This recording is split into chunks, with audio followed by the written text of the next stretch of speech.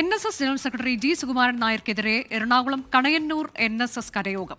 G Sukumaran നായർക്ക് നിലപാടില്ല എന്നാണ് വിമർശനം. ആഗോള അയ്യപ്പ സംഗമത്തിൽ ജി സുകുമാരൻ നായരുടേത് വ്യക്തിപരമായ നിലപാടാണ് എന്നും കരയോഗം ഭാരവാഹികൾ പറഞ്ഞു.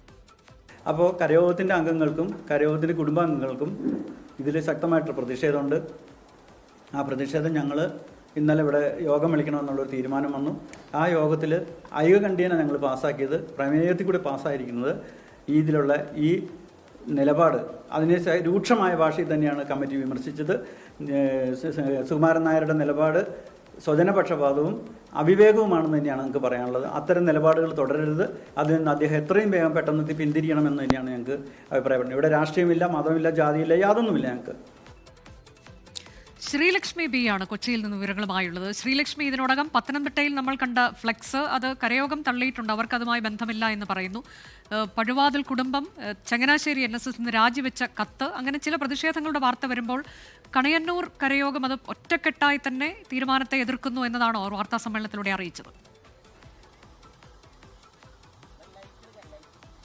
അനുജ, ഇപ്പോൾ കണയന്നൂർ കരയോഗം ഇപ്പോൾ പറഞ്ഞിരിക്കുന്നത് ജി സുകുമാരൻ നായരുടെ ആഗോള അയ്യപ്പ സംഗമത്തിലെ നിലപാട് ഒരിക്കലും NSSന്റെ നിലപാടല്ല, അത് തികച്ചും വ്യക്തിപരമായ നിലപാട് മാത്രമാണ്. കാരണം ഇതുവരെയുമായി ഈ നിമിഷം വരെയും ജി സുകുമാരൻ നായർ NSSനോടോ കരയോഗം ഭാരവാഹികളോടോ നിലപാട് ആരാഞ്ഞിട്ടില്ലെന്നും ഇത് തികച്ചും വ്യക്തിപരമായ നിലപാട് മാത്രമാണ് ജി സുകുമാരൻ നായർ സ്വീകരിച്ചിരിക്കുന്നതെന്നാണ് അവർ ഇപ്പോൾ പറഞ്ഞിരിക്കുന്നത്. ശബരിമല സ്ത്രീ പ്രവേശന സമയത്ത് NSS കരയോഗം തികച്ചും അയ്യപ്പന്മാർക്കൊപ്പമായിരുന്നു.